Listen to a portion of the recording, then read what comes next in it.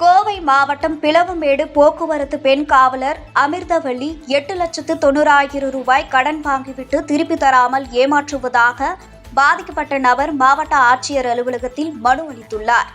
திருப்பூர் மாவட்டம் கருவம்பாளையம் பகுதியைச் சேர்ந்தவர் பார்த்திபன் தனியார் நிறுவனத்தில் பணியாற்றி வருகிறார். அந்த நிறுவனத்தில் உணவகம் நடத்தி வரும் லெனின் மனைவி கோவை நபர் சைபர் கிரைமினல் காவல் நிலையத்தில் உதவி ஆய்வாளராக பணியாற்றி வருவதாக அறிமுகமாகியுள்ளார். சைபர் கிரைம் மூலமாக ஆன்லைன் உணவகம் கொண்டு வர வேண்டும் என கூறி பார்த்திபனிடமிருந்து 10,30,000 ரூபாய் உதவி ஆய்வாளர் அமிர்தவள்ளி கடனாக பெற்றுள்ளார். அதில் 8,90,000 ரூபாய் திருப்பி தராமல் ஏமாற்றி வருவதாக தெரிவித்துள்ளார்.